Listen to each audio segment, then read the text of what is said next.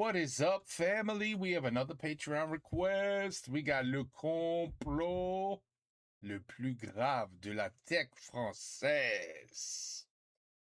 The most serious conspiracy in French technology. So what happened with you guys? Because we had a few of these too, I think.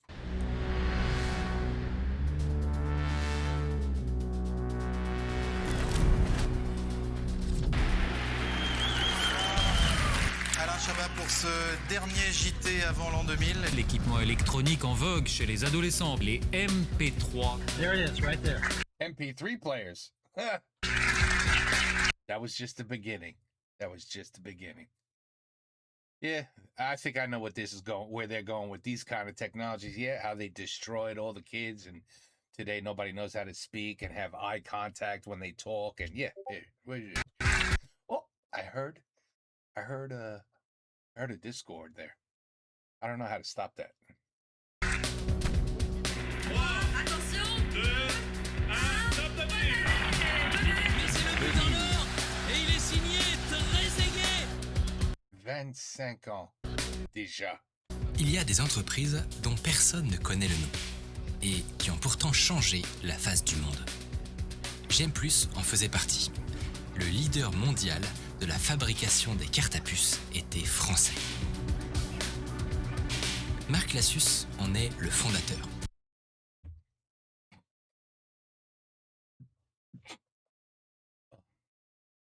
Was that guy bullied in school? Qu'est-ce que c'est? Ton nom est quoi? Ton nom est quoi? Ah, c'est Marc Lassus. Oui, ok. Et ce soir-là, tout lui sourit.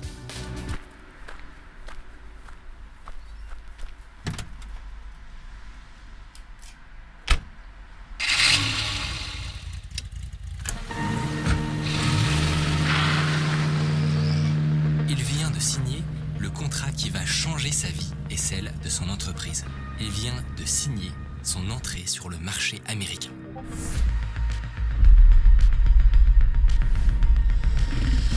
Here comes the money. La technologie développée chez GM+ équipe déjà plus de 400 millions de cartes SIM à travers le monde. Les cartes bancaires, les passeports, les systèmes de communication chiffrés. Et avec ce contrat, GM+ contrôlera bientôt les secrets du monde entier. Mais quelque chose ne tourne pas rond. D'abord, ce sont des petites choses, des détails qui n'en sont pas tout à fait. Quelqu'un l'observe, quelqu'un l'écoute.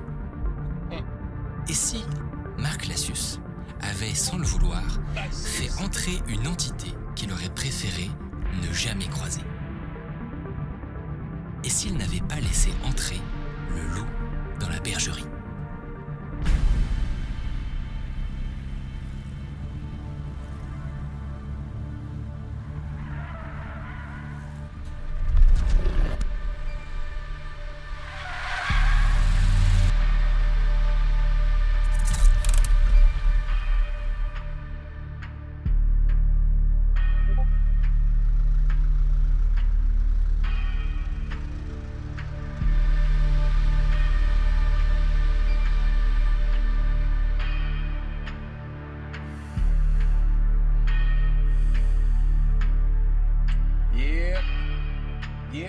Yep. Feel like watching a France a movie. besoin de défendre ses entreprises face aux géants capitaux étrangers américains.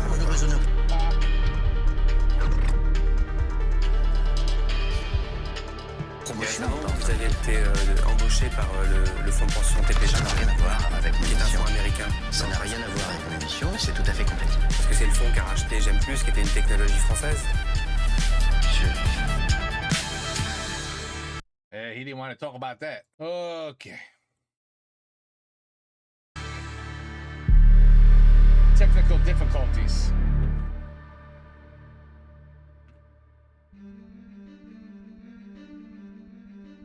Pour comprendre cette histoire, il faut remonter en 2000. Alors que les États-Unis et le Japon s'affrontent dans une guerre économique sans merci pour la maîtrise des nouvelles technologies, la France compte aussi quelques pépites d'ingénierie.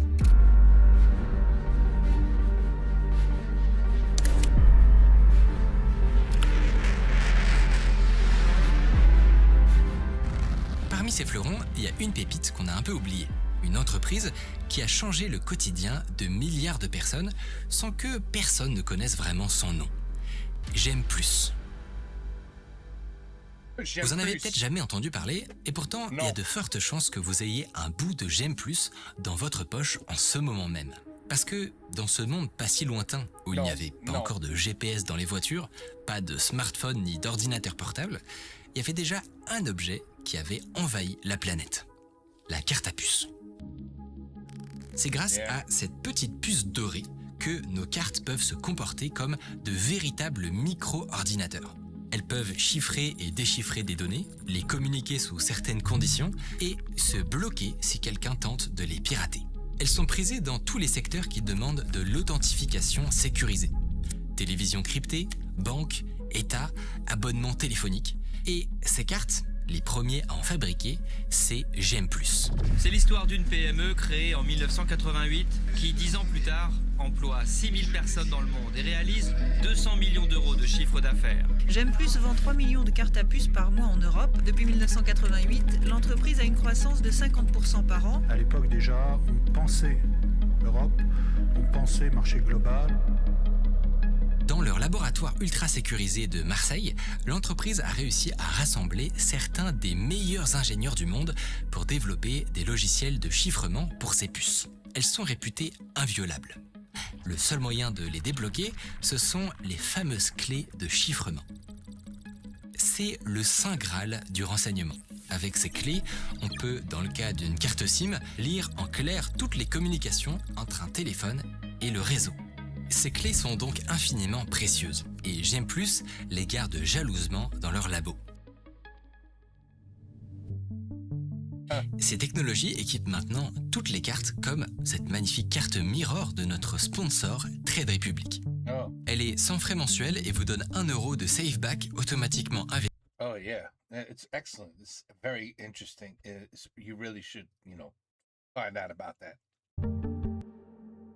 Yeah, you should do that. It's really good.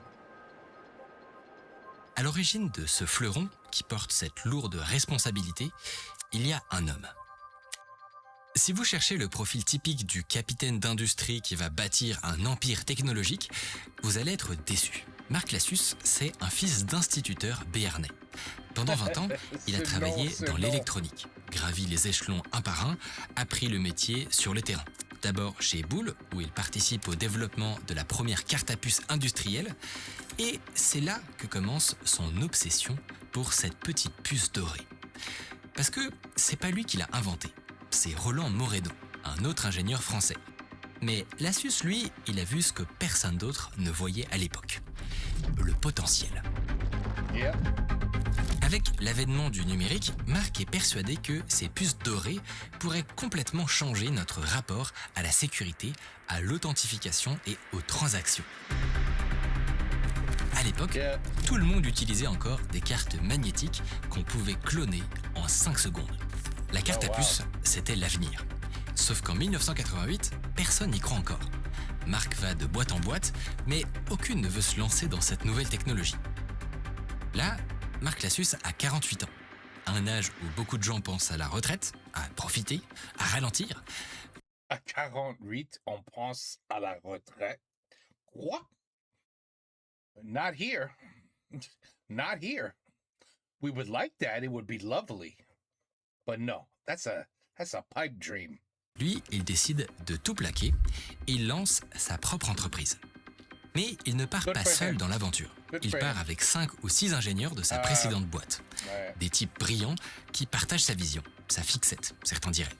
Et puis, il y a un truc qu'il faut bien comprendre. Pour monter une industrie de fabrication de cartes à puce, il faut de l'argent, des lignes de production, des machines ultra sophistiquées, des brevets, des usines. C'est pas une start-up logicielle qu'on peut lancer depuis un garage.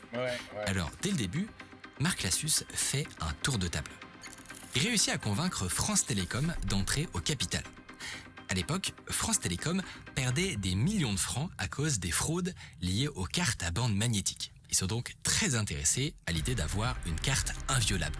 Roland Moreno, l'inventeur de la puce, prend des parts aussi. Les autres ingénieurs fondateurs en prennent. Et Marc Lassus, lui, garde environ 20% de sa boîte. 20%. Retenez bien ce chiffre, parce que ça veut dire que dès le départ, Marc Lassus n'est pas seul maître à bord. Il est le premier actionnaire, certes, le président, le fondateur, mais il n'a pas le contrôle absolu. Il devra compter avec les autres. À partir de là... Ça, c'est des problèmes. I can tell you right now, ça, c'est des problèmes déjà. It's... I see where this is going already. Because once the company grows and becomes very successful and makes beaucoup de l'argent, tu vas voir, les personnes changent très vite. Et tu vas voir, il va y avoir des problèmes, je le sens. Marc Lassus va tout donner pour sa société. Il dort dans les avions, enchaîne les rendez-vous du matin au soir, parcourt le globe pour décrocher des contrats. Il recrute des ingénieurs, par dizaines, puis par centaines, si bien qu'en quelques années, la petite entreprise de Gémenos devient leader incontesté de la carte à puce et équipe la planète entière. L'Europe, l'Asie, l'Amérique latine, l'Afrique, partout. La première licorne française est née. Partout, sauf aux États-Unis. Pour Marc Lassus, c'est insupportable. Parce que les États-Unis, ça n'est pas juste un marché de plus. C'est le marché. Celui qui valide votre statut de leader mondial. Celui sans lequel vous restez un acteur régional, peu importe votre taille.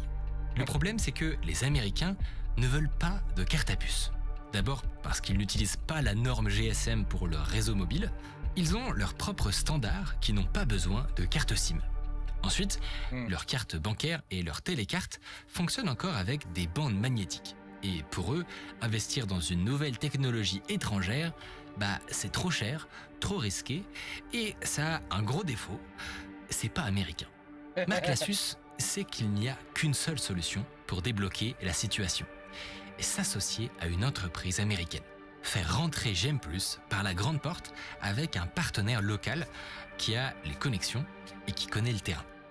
Parmi sa liste, il cible Datacard, le leader américain des terminaux de paiement. Refus sec. Pas découragé, Marc Lassus passe au plan B. Il remonte la chaîne. Il contacte directement l'actionnaire majoritaire de Datacard. Et cet actionnaire, c'est une famille allemande, la famille Quandt. Les Quandt sont une des plus riches dynasties industrielles allemandes. Des gens discrets et puissants. Très puissants. Le genre de famille qui possède BMW, qui a des usines partout en Europe et qui a traversé le XXe siècle en accumulant un pouvoir et une richesse considérables. Cette fois, ça mord. Les Quandt acceptent d'entrer au capital de GEM+. Et Marc récupère au passage la branche carte de Datacard et une usine à Philadelphie. Sur le papier, c'est un coup de maître. Sauf que dans les faits, ça ne change rien. Marc Lassus espérait qu'avoir une usine sur le sol américain suffirait à ouvrir les portes, mais non, personne là-bas ne veut d'une technologie française. GEM+ est dans une impasse. 1999.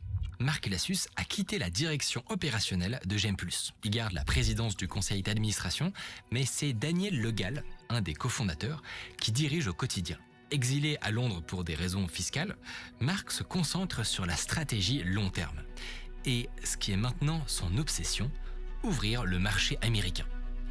Et ce, sans succès pour l'instant. Jusqu'à ce coup de fil.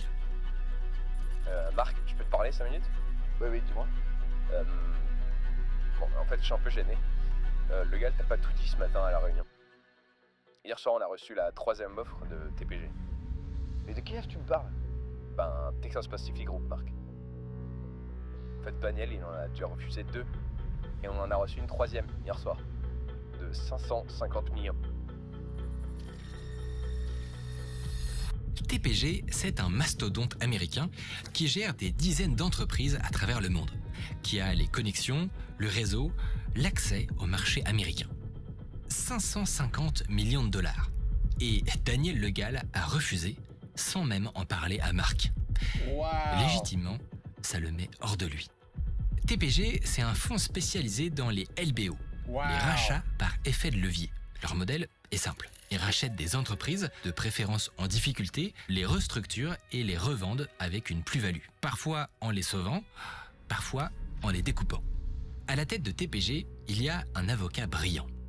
David Bonderman, milliardaire texan, collectionneur d'art et de deals audacieux. Il a notamment un ranch dans le Colorado, Wildcat Ranch. 19 chambres, un lac privé et une vue imprenable sur les Rocheuses. C'est tout? Et 19? ce gars s'est fait sèchement recaler. Marc Lassus est furieux. Comment le gars a-t-il pu refuser ça sans le consulter? Est-ce qu'il True, but probably because he knows it's worth easily over $1 billion already. est devenu fou? En fait, non. Non. Il est méfiant. Et non seulement il a de bonnes raisons, mais les cofondateurs de Marc et les actionnaires historiques sont plutôt de son avis. Il y a quelque chose qui ne va pas dans les offres de TPG. Des éléments qui, bout à bout, laissent une impression étrange. Ah. Déjà, avec les 40% de croissance annuelle, GM+ est tout l'inverse d'une boîte en difficulté. Puis TPG n'est pas un fonds spécialisé dans la tech. Et enfin, il y a le montant. 550 millions de dollars. C'est simple, c'est le quadruple de ce qu'investit TPG en général. C'est presque trop. Tous ces éléments auraient pu suffire, mais il y a encore une autre raison. Une raison plus profonde que ça. TPG demande 33% du capital, ce qui est loin d'être anodin. 33%, c'est ce qu'on appelle la minorité de blocage. La part du gâteau qui suffit pour bloquer toutes les décisions importantes. Pour Le Gall et ses collègues, c'est presque leur donner les clés de la baraque. Or, on l'a déjà montré, ils développent des technologies extrêmement sensibles. Et pour eux, les secrets qu'ils détiennent ne doivent surtout pas tomber entre de mauvaises mains. Même si les US sont des alliés, c'est une question de principe. GM+ doit rester sous contrôle français. Oui. Mais voilà, pour Marc Lassus, qui se donne corps et âme pour enfin accéder à ce foutu marché américain, la pilule a du mal à passer. Il est conscient des risques, mais il a déjà tout essayé et tout a échoué. Alors, il se sent trahi. En colère, il décide de prendre immédiatement le dossier en main. David Bonderman accueille Marc dans son ranch comme un roi. Il commence à lui ouvrir des perspectives inespérées. Il raconte qu'il est proche d'Hillary Clinton, la femme du président alors ministre de la Santé, que toutes les cartes vitales vont passer à la technologie de la carte à puce, que les 200 millions de permis de conduire vont suivre dans la foulée. Bref, un véritable boulevard vers la conquête des US. Marc Lassus tient enfin son marché. Il en a des dollars dans les yeux et il n'en revient pas d'avoir failli passer à côté de ça. Money, money, money, money. Always money. Il rentre convaincu. Mais à GM+, c'est la guerre. Les cofondateurs sont catégoriques. TPG, c'est non. Trop risqué, trop d'incertitudes, ils n'ont pas besoin d'eux. Le Gall et les autres traitent Marc de naïf. Ils disent qu'il est aveuglé. Marc, lui, les trouve peureux. Ils sont en train de laisser passer la chance de leur vie. Là, Marc, il a deux possibilités. La première, c'est de leur faire changer d'avis pour qu'ils valident l'opération lors du conseil d'administration. Pas vraiment une option donc. La deuxième, c'est de monter encore d'un niveau et de faire valider la décision directement par les actionnaires. Et ça, c'est beaucoup plus simple. Notamment car parmi les actionnaires, Marc Lassus peut compter sur un allié de taille. Les Allemands de la famille Comte. Bizarrement, eux semblent très enthousiastes à l'idée d'accueillir les Américains. Marc réussit à négocier avec TPG une entrée au capital à hauteur de 26%.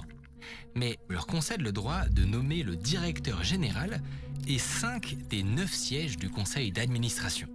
Quand même. En tout cas, le deal se fait. Enfin. Et pour Marc, c'est la libération. Tout lui sourit enfin. Les portes des États-Unis s'ouvrent finalement. Il a dû batailler un peu pour s'assurer de garder le contrôle de sa boîte. Mais vu les 550 millions qu'investit TPG, il paraît évident que ses nouveaux alliés américains ont intérêt à ce que l'entreprise se porte bien. GM+ va pouvoir continuer sa percée et s'asseoir comme le géant mondial de la carte à puce. Ce soir-là, il rentre chez lui, l'esprit léger. Enfin, pas tout à fait. Marc, vous réalisez ce que vous faites avec les Américains?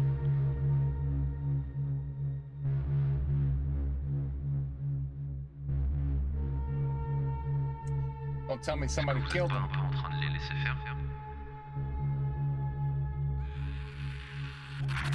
Le loup dans la bergerie. The wolf C'était in exactement the ça. sheep with the sheep. Début 2001. Ouais. 6 mois après l'arrivée de TPG, l'ambiance change à J'aime plus. Ben, ils envoient des jeunes, enfin des jeunes moins jeunes, mais qui sont pas mal, qui veulent participer aux décisions stratégiques, qui se cultivent, ça se passe assez bien. Dans les couloirs de l'entreprise, on commence à voir arriver des Américains partout. Un nouveau directeur général, Antonio Pérez, un nouveau directeur financier, puis un par un, toute l'équipe dirigeante historique se fait remplacer. Pour autant, la croissance de J'aime plus continue. L'arrivée sur le marché américain est un succès. Et c'est des mecs qui étaient capables, ils avaient été formés aux États-Unis dans des écoles de management, etc. Donc ça allait, quoi. Jusqu'au jour où ils ont voulu se mêler de décisions stratégiques et qui me paraissaient complètement stupides. La première alerte, c'est Antonio Pérez, le nouveau directeur qui multiplie les communiqués maladroits aux investisseurs. Et ça tombe au pire moment. Grande fébrilité sur les marchés financiers avec l'ombre d'un krach boursier après la dégringolade à Wall Street hier et du Nasdaq et du Dow Jones qui accusent une chute historique pour la seule journée de vendredi. The biggest losses were in the technology and internet stocks. That's already had an effect in the Far East and there are warnings London will be next. Marc Lassus voit horrifié le cours de J'aime plus baisser en bourse. Une première depuis sa création. Sauf que les décisions absurdes ne s'arrêtent pas là. Par exemple, ils ont dit, la télécarte, on n'en veut pas, c'est un produit de merde, c'est l'épicerie, alors que c'était la vache à lait de la boîte, historique. Ouais. On en vendait des milliards. Ça ne nous coûtait plus rien, plus besoin de faire du développement, du marketing. Il suffit de remplir les caisses de nos clients, des opérateurs télécoms dans le monde entier, qu'ils soient en Chine ou Mexique ou ailleurs, et c'était que dalle. On n'avait plus de frais de marketing, on avait juste, comme on avait des outils de production très performants, on avait une marge qui était très intéressante. Pourquoi arrêter la télécarte? C'est complètement con. Ouais. Là, Marc monte au créneau. Il s'y oppose de toutes ses forces et parvient à faire revenir Antonio Pérez sur sa décision. Mais quelques mois plus tard, le DG va à nouveau faire un move très étrange. Il faut savoir qu'au fil du temps, Marc avait fait plusieurs acquisitions stratégiques de pépites technologiques. Parmi elles, Skidata, qui ouvrait à J'aime plus l'accès au marché très juteux des terminaux de parking. Et pour des raisons obscures, cette pépite, Antonio Pérez vient de la revendre. Et c'était assez nerveux. Là, je montais en première ligne. Puis il y a eu plusieurs choses qui sont devenues, et tout d'un coup, on a senti quand même qu'il y avait des trucs vicieux qui se passaient. Oh, that was gonna happen, absolutely. Mais désormais, ces objections ne se heurtent plus seulement à des décisions internes. Elles déclenchent des réactions. D'abord, discrètes. Discrètement inquiétantes. Et un dimanche, je travaillais tôt le matin, et nos poubelles étaient sur une terrasse juste à côté. Dimanche matin, il y a un mec qui est dans les poubelles. Bizarre, enfin bon. Je sors, qu'est-ce que je vois? Je vois le chef des gardiens, le manager, super élégant. Il était en train de fouiller dans ma poubelle. Et je lui dis, qu'est-ce que vous faites là? Il me dit, oui, c'est-à-dire que, des histoires bidons, il y avait des odeurs, etc. Je lui dis, mais c'est des papiers, ce sont mes papiers. Mais, bon, tu les prends en flagrant... Enfin, mais qu'est-ce que tu peux faire? Au fur et à mesure que la situation devait être tendue avec TPG, il y a eu des signes inquiétants. Oui, bien sûr. Et c'est là que j'ai découvert où on m'a signalé que j'étais suivi. Ouais. Il se trouve que c'était un Turc marchand de smartphones de l'autre côté de ma rue, dans un quartier assez huppé de Londres, qui dit à ma femme, vous savez, votre mari et même vous, quand vous sortez de chez vous, il y a des gens qui vous suivent. Ils commencent par se planquer dans la cabine téléphonique qui est là, et après ils vous suivent. Bon, elle me le dit, et c'est vrai que je constate que c'est le cas. Ouais. Yeah. À ce moment, comme pour confirmer ses premiers doutes, Gem+ va recevoir un coup de fil. Il provient d'une autre société technologique qui s'appelle Landis & Gyr. Et ce qu'ils vont dire est particulièrement troublant. Faites attention, on s'est fait racheter par TPG il y a 3 ans, nous. Maintenant, la boîte est en faillite, ils ont tout liquidé. D'ailleurs, parmi les actifs qu'ils sont en train de brader, il y a une filiale couverte de dettes qu'ils sont en train de vouloir vous refiler. Waouh! Quelques semaines plus tard, Marc découvre stupéfait qu'Antonio Pérez rachète effectivement cette filiale de Landis & Gyr. Une entreprise mourante, criblée de dettes, qui sert à rien. TPG est en train de se débarrasser de ses poubelles en les vendant à Gem+. Pour Marc Lassus, c'est le déclic. L'action Gem+ continue de s'effondrer. Les investisseurs paniquent, les analystes s'alarment, le champion français est en crise. On commence à entendre parler de licenciement dans une boîte qui cartonnait depuis 10 ans et c'est surréaliste. Alors, la colère monte parmi les salariés. Des syndicats se montent et parmi les rumeurs qui circulent, il y en a une de particulièrement explosive. Antonio Pérez aurait des liens avec les services de renseignement américains. Tout ce qui arrive ne serait donc pas le fruit du hasard. À l'époque, ça ressemble à une théorie du complot. Un truc qu'on sort parce que il faut trouver un coupable. Marc Lassus, lui, il y croit pas du tout. Pour lui, le problème, c'est que Antonio Pérez est un incompétent et qu'il faut le remplacer. Or, justement, quelques jours plus tard, Marc reçoit une convocation à Wildcat Ranch. David Bonderman veut le voir avec Antonio Pérez. Marc part pour le Colorado, persuadé qu'il ne sera pas difficile de convaincre Bonderman de l'incompétence de Pérez. Mais cette fois, pas de tapis rouge, pas de champagne avec vue sur les montagnes. David Bonderman les reçoit froidement. Il leur dit qu'ils sont tous les deux responsables de la crise que traverse Gem+. Bonderman, son approche John Wayne, ou enfin, pire, un cowboy, nous a donné une bonne branlée, une bonne leçon, en nous disant que si on n'était pas capable de bosser ensemble, il nous virait tous les deux. Alors Pérez, évidemment, yes sir. Bon, de toute façon, il était très bien payé et puis il savait très bien qu'avec Bonderman, il y avait une complicité qui était évidente. C'était pour me calmer à moi, mais bon. Marc rentre à Londres désemparé. Il commence à réaliser qu'il n'a plus le soutien de TPG. Mais il refuse encore de faire le lien. Il se dit Bonderman protège son directeur général. C'est normal. TPG veut juste que Gem+ réussisse. Yeah, sure. C'était quand même dans le métro. Un mec avait une sale gueule, hein. C'était comment on appelle ça, le mélange des Indiens et des Africains. Les Malabars. Putain, les mecs, ils sont plus grands que toi, mais ils ont de ces gueules. Toi, t'es beau à côté. Non, mais c'est inquiétant. Mais alors, là, j'ai trouvé que des mecs qui font ce métier, ils sont vachement forts. Parce que je prenais le métro, je constatais que j'étais suivi. Je descendais de la rame du métro, je montais immédiatement au dernier moment dans une autre. Et il avait réussi. Ensuite, je change carrément de ligne. Je monte dans un autre métro. Je vais à toute vitesse, etc. Putain, le mec, il est dans la cabine d'à côté, enfin dans le wagon d'à côté, en train de me regarder. Incroyable. J'ai jamais pu le semer.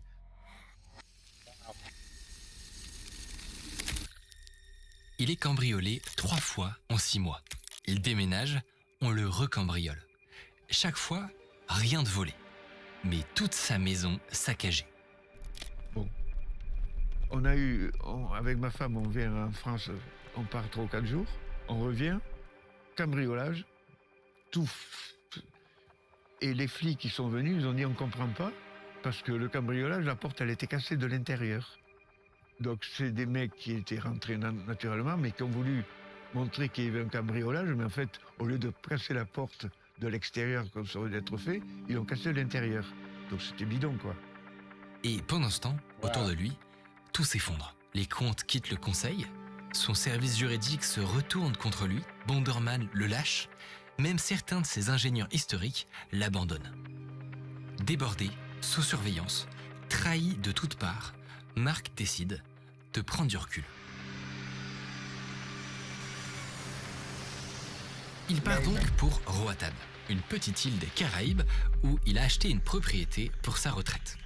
Pas de téléphone, pas d'internet, juste un vieux fax.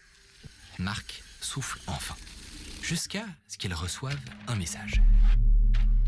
Bon, déjà, je prenais jamais de vacances et j'ai acheté une île de merde, mais une petite île au Honduras.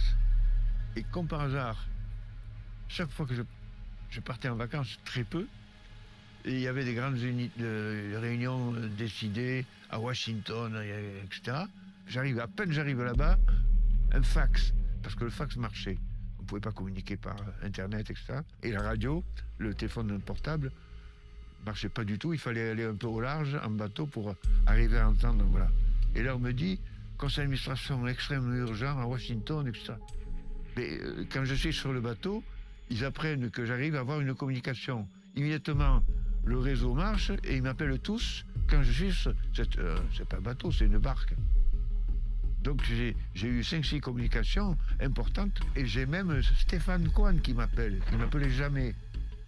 Donc j'ai une communication avec Stéphane Cohen qui me dit « Marc, il faut absolument que tu viennes ». Donc intervention, Takedine. Des mecs qui me... On parlait... Takedine, non, on se voyait. Mais Stéphane Cohen, on se parlait quasiment jamais au téléphone. Il m'appelle, ce con. Un nommé Rémi de Tona qui s'occupait du marketing chez nous, qui était un peu un magouilleur, m'appelle aussi. C'était incroyable. Tout le monde trépignant me dit, même Takedine, me disant « Marc, il faut absolument que tu viennes, tu peux pas, c'est trop important ». Je me démerde, je fais des pieds et des mains pour trouver un avion, pour etc. Et je me pointe, j'avais même pas de costard, j'étais en vacances. Donc je me pointe quand même à Washington. Et là, c'était le traquenard. La situation est lunaire. Déjà, c'est Mark Lassus, le président du conseil d'administration. Normalement, c'est lui qui est à l'origine de la convocation du conseil d'administration. Donc là, tout ça est organisé par on ne sait qui. Et tout ça à Washington, pourquoi Washington ? Jamais d'avion n'avait de conseil d'administration en dehors de l'Europe.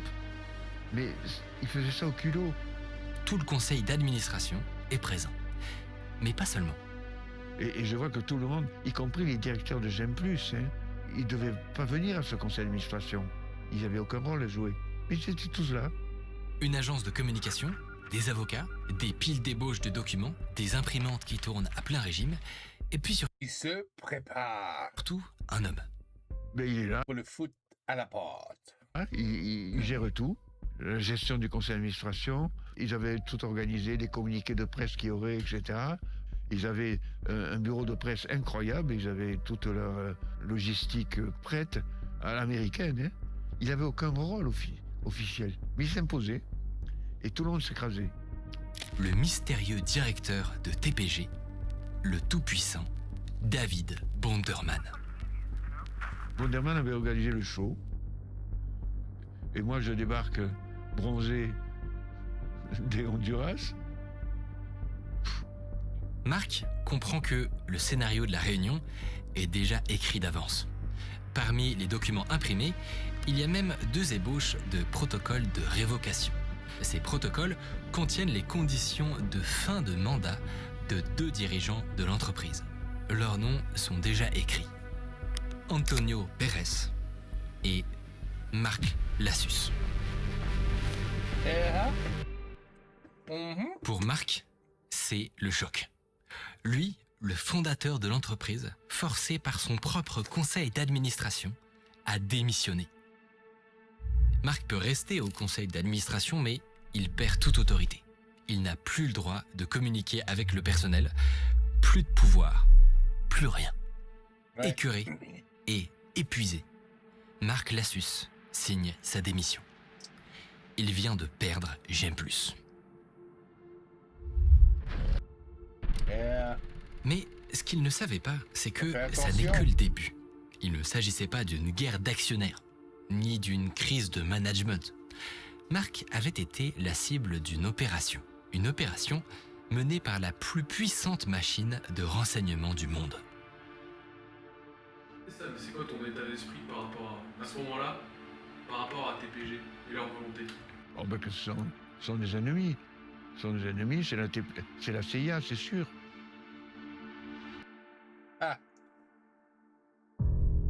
En France, l'éviction de Marc Lassus va faire scandale. Mais l'actualité sociale aujourd'hui est dominée par ce nouveau plan de suppression d'emplois chez J'aime plus, numéro 1 mondial de la carte à puce, 1000 postes concernés. Les salariés manifestent. Les syndicats dénoncent des délocalisations de laboratoires vers les États-Unis, des fuites de brevets. La technologie française est en train de partir. C'est devenu une affaire d'État, un symbole. Fin 2001, TPG semble avoir pris le contrôle total de J'aime plus. David Bonderman obtient un siège au conseil d'administration. Il est nommé vice-président. Pourtant, la partie n'est pas terminée. Marc Lassus a encore des cartes à jouer. Pendant ces dernières années, il a rencontré des personnalités hautes en couleur, comme le sulfureux Ziad Takieddine et l'incorruptible fumeur de Havane, Thierry Dassault. Les deux hommes sont actionnaires de J'aime plus et sont prêts à le soutenir face aux Américains. Un front français se constitue. Pour la première fois depuis des mois, Marc Lassus n'est plus seul. Au printemps 2002, ils enchaînent les victoires. Takieddine et Dassault sont tous les deux élus au conseil d'administration et ils obtiennent de faire passer le conseil à 13 sièges, ce qui dilue le pouvoir de TPG. Ils arrivent même à faire élire un nouveau président du conseil, Dominique Vignon, qui lui est français. Mais ils sont déjà en retard. Et surtout, ils vont bientôt découvrir contre qui ils jouent. Parce que la première mission du nouveau conseil, c'est de nommer un nouveau directeur général pour remplacer Antonio Pérez. Il fallait nommer un directeur général. Donc il y a des interviews en cours. Et j'avais trouvé un mec de chez Texas Instruments, un Français, formé aux États-Unis, parfait, le moule parfait, et un Français. Et on ne pouvait pas dire qu'il n'était pas bon. Donc Takieddine, Dassault, etc., on interviewe ce mec. Et le mec de Texas Instruments, il venait en numéro 1. Et il venait de vivre plusieurs années aux États-Unis. Il rentrait en France, il était d'accord pour prendre le job et il était très très bien. Eh bien, au dernier moment, Bonderman informe tout le monde en disant non, c'est fait, j'ai trouvé le mec. Et il cite Alex Mandel. Un homme imposé par TPG. Un homme dont personne ne sait vraiment rien. Un homme qui va tout faire basculer. J'ai dit oui, mais on l'a pas vu. Oh non, mais vous allez le voir. Alors, donc, j'ai interviewé Alex Mandel à Paris. Mais est-ce que j'avais le pouvoir de dire non ou pas? Simplement, bon, je l'ai vu. Il me semblait propre sur lui. Il avait quand même un sacré pédigré. Hein. C'était un Autrichien qui avait travaillé chez Bell, la compagnie américaine de télécom, etc. Il avait un très bon pédigré. Et bon, pourquoi pas? Ce qu'on ne savait pas, c'était la suite. À ce moment de l'histoire, il y a un autre personnage inattendu qui entre en scène. Un journaliste à La Tribune, le quotidien économique. Depuis le début de la crise J'aime plus, il suit l'affaire de près. Ça le fascine, cette histoire d'entreprise française au sommet qui s'effondre en quelques mois avec des décisions complètement aberrantes. Il sent qu'il y a quelque chose de plus gros. Et puis, La Tribune supprime des postes régionaux, donc il se retrouve sans emploi. Mais avec un maintien de salaire pendant quelques mois, il a du temps. Beaucoup de temps. Alors, il décide de creuser. Et c'est là qu'il tombe sur un nom qui l'intrigue. Alex Mandel. Ce type avait été imposé de nulle part par Bonderman. Ça lui paraissait bizarre. Alors, il a fait ce que tout journaliste aurait dû faire. Il a tapé Alex Mandel sur Google. En 2002, Google n'a que 4 ans. Et faire une recherche sur quelqu'un, ça n'était pas encore un réflexe. Et visiblement, chez J'aime plus, personne ne l'avait fait. Parce que, au milieu des résultats, il voit un nom. Un nom qui change tout. In-Q-Tel. C'est un fonds d'investissement très officiel créé par l'Agence centrale de renseignement américaine pour permettre à la CIA d'investir dans les nouvelles technologies, la cryptographie, cybersécurité, intelligence artificielle, tout ce qui touche au renseignement du futur. Et Alex Mandel, le nouveau directeur général de GEM+, siège au conseil d'administration d'InQtel. Alors le journaliste relit 3 fois, il n'arrive pas à y croire. Le mec qui vient d'être nommé pour diriger GEM+, travaillait pour la CIA. Il continue, et plus il cherche, plus les connexions apparaissent. Alex Mandel ne travaille pas que pour InQtel. Il fait partie du BENS, Business Executives for National Security, un think tank américain qui promeut les intérêts économiques et sécuritaires des États-Unis. David Bonderman, le patron de TPG, a travaillé au cabinet d'avocats Arnold & Porter, le même cabinet qui conseille Everything's starting to have a connection. InQtel. TPG, InQtel, le BENS, Arnold & Porter. It's all about power and money. It's always about that. Tout ce beau monde gravite dans les mêmes cercles, les mêmes clubs, les mêmes intérêts. Ouais. Quand Marc apprend ça, il refuse d'abord d'y croire. Et puis tout s'éclaire. TPG qui débarque avec 550 millions, Antonio Pérez et ses décisions absurdes, la télécarte abandonnée, les actifs pourris rachetés, la surveillance, poubelle fouillée, les cambriolages à répétition, Wonderman qui orchestre virer de sa propre entreprise, et enfin Alex Mandel, l'homme de la CIA, placé à la tête de GM+. Depuis le début, il avait été la cible d'une opération de renseignement. Une opération menée par la CIA pour prendre le contrôle de GM+. Et il avait ouvert la porte lui-même. Disgusting. C'est dégueulasse. Mais pourquoi ? Pourquoi la CIA voulait-elle GM+ à ce point ? Pour comprendre, il faut revenir à ce que contiennent les cartes à puce. À l'intérieur de chaque carte SIM, il existe une clé cryptographique secrète, connue uniquement de la carte et de l'opérateur. Elle ne quitte jamais la puce. Et grâce à cette clé, le réseau authentifie le téléphone et génère les clés de chiffrement qui protègent vos communications. Celui qui contrôle cette clé peut tout entendre. Et GM+, dans ses laboratoires ultra sécurisés, stocke toutes ces clés. Des centaines de millions de clés. En 2000, GM+ équipe plus de 400 millions de cartes SIM, plus les cartes bancaires, plus les passeports électroniques qui commencent à arriver. Wow. GM+ détenait les clés du monde, et c'était une entreprise française. Pour les États-Unis, c'était intolérable. Les Américains ont toujours considéré que la cryptographie, c'était un enjeu de sécurité nationale. Ils ne pouvaient pas accepter qu'une entreprise étrangère contrôle l'accès aux communications mondiales. See, power and money. But in this case, it's power. GM+ devait donc tomber. Ouais. Pour Marc Lassuer, should have never came to the United States. Should have never came to the United States. You should have waited till they came to you, and they would have eventually. And you could say 15%. We'll talk, but you're getting nothing more than 15% of the value of this company. And that's it. You have zero power. You don't do shit. Nothing. And that's it. Because now they're coming to you. And they would have came. They would have eventually came to you because the whole rest of the world would be using it. Les conséquences vont être dévastatrices. Parce qu'au moment de l'introduction en bourse de GM+, TPG lui avait fait un prêt de 70 millions de dollars pour qu'il achète des stock options, pour donner un bon signal aux investisseurs. Sauf qu'avec la crise qu'a traversée l'entreprise, les actions en question ne valent plus un rond. What? Zéro? Les actions GM+ ont vachement baissé. L'État français est intervenu pour me condamner.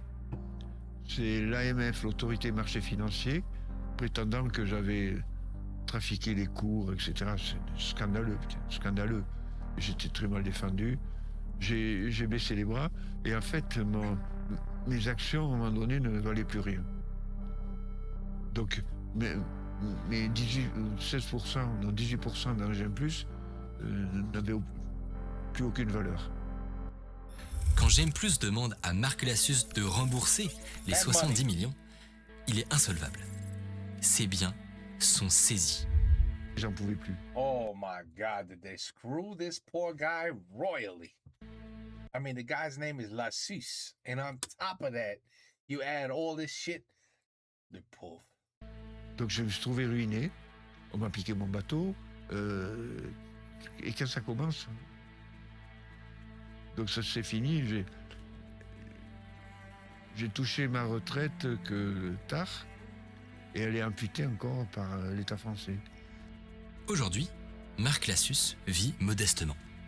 L'homme qui a créé la première licorne française. The guy should be living on his own private island, and not a shitty one, a nice one. Right next to Zuckerberg. C'est dommage, c'est triste. Est endetté, brisé. Quant à J'aime plus, l'entreprise est rachetée en 2006 par Axalto, un autre fabricant de cartes. Le nouvel ensemble s'appelle Gemalto. En 2019, Gemalto est racheté par Thales, le géant français de la défense. J'aime plus redevient française. Mais trop tard. Le mal est déjà fait. Ouais. Les Américains ont eu 4 ans, de 2002 à 2006, pour siphonner tout ce qu'ils voulaient. Les technologies, les clés, les brevets. Ouais. C'était l'objectif depuis le début. Ouais. 10 ans plus tard, en 2013, un homme va confirmer les pires soupçons. He's an American former CIA employee in computer technology. Yeah, we know all about this. We know all about. Oh, they were looking for his ass, boy. Edward Snowden revealed a secret surveillance operation that went far beyond anything the public had imagined. Collected the phone records of millions of Americans and the other that monitored internet traffic. Edward Snowden, analyste de la NSA, révèle au monde l'ampleur de la surveillance américaine. Des millions de documents classifiés. Parmi ces documents, il y a une présentation de la NSA qui révèle que l'agence a piraté Gemalto, le successeur de J'aime plus. Mais ils espionnent tout le monde. À tout moment, ils l'ont toujours fait, ils continuent. Ce compte de Hollande avec Merkel auprès de Obama, ils se sont plaints en public à Paris sur le fait qu'ils étaient espionnés. Et c'est dommage que des amis soient espionnés. Ils étaient espionnés à cause des cartes SIM. Et Obama, gêné, mais sans plus. Et ça continue. Et Snowden le dit. Donc, ils font ce qu'ils veulent. La CIA, la NSA et tout ça, ils font ce qu'ils veulent. Oh, no kidding, of course. They don't follow laws. The CIA. Aujourd'hui encore, beaucoup de zones d'ombre subsistent dans cette affaire. Marc Lassus, lui, n'a plus de doute.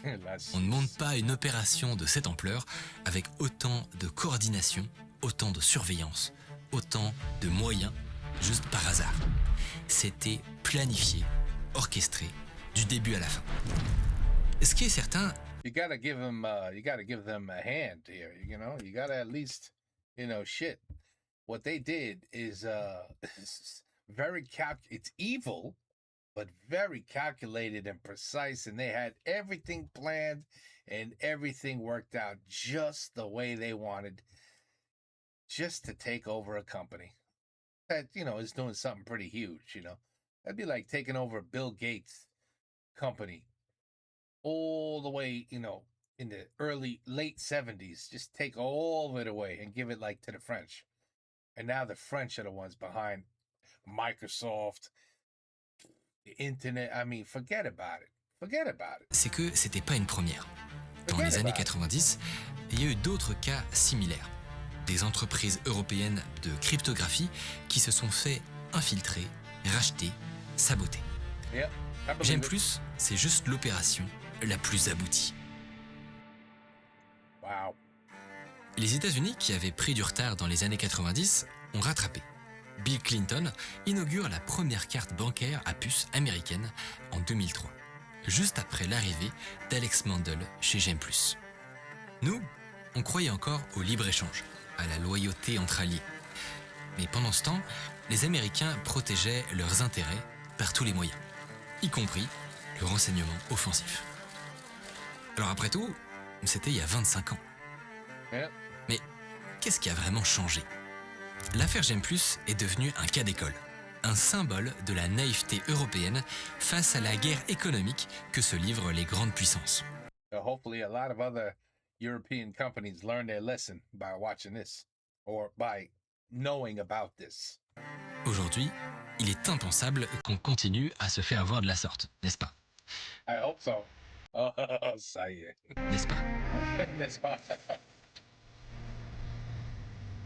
Le champion français de l'industrie parapétrolière technique se marie avec un Américain.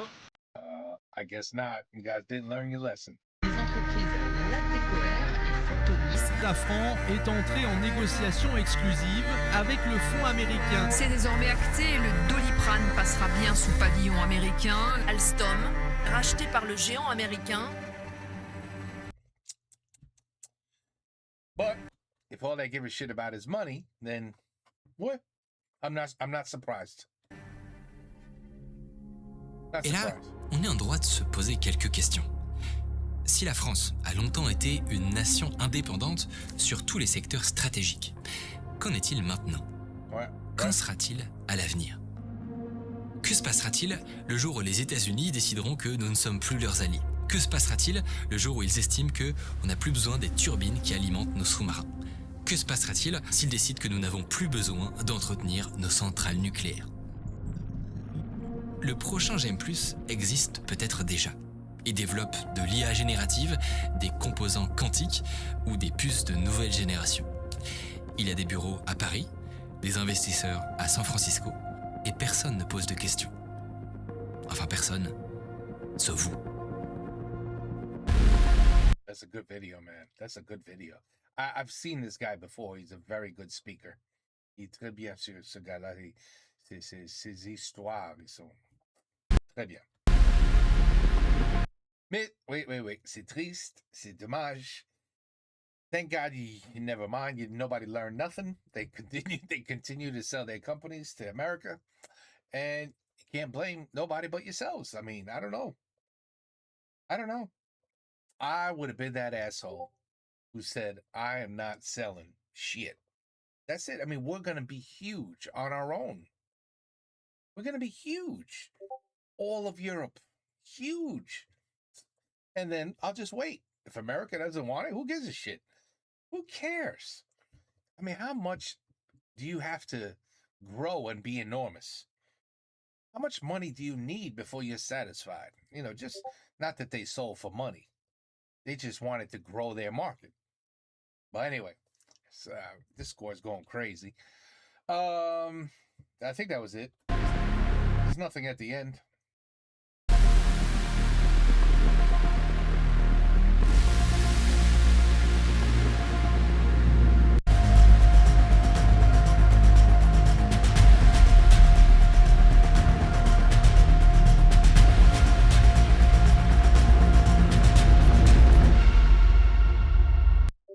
Well, that was, you know what? At least I learned that little chip came from France. I never knew that. I to be totally honest with you, I would have been like, oh, Japan made that. Because that's the sort of thing that Japan would do. Not the United States, not France, but no, I was like, holy shit, France, okay. But yeah, everybody knows about those chips. That was brilliant idea. Brilliant. And you got to watch out when you're brilliant. You really do. He's lucky he didn't get murdered. I'm not even kidding you. Monsieur, ce nom-là, oh là là. By the way, the Monsieur Lassus. Monsieur Lassus is very lucky he didn't get killed. Because, shit, the CIA they want you dead. You're dead. That's it. Hey, we got to get rid of this guy. They could easily, but they had a 4-year plan on basically how to take him out of the picture, steal the company. I mean, hey, it was a very well executed plan.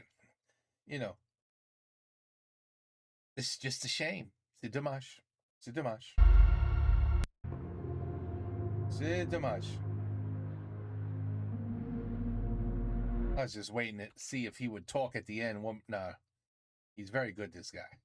But anyway, there goes the biggest conspiracy to a French tech company probably ever. I mean, damn, that's crazy. It's crazy. But I wouldn't trust nobody. No. See, that's why I just stay stupid and I don't invent anything good. You know what I mean? This way you're safe. Your family's safe. Nobody comes after you. You know what I mean? You don't have to worry about it. So, you know, the stupider you are, the safer you are.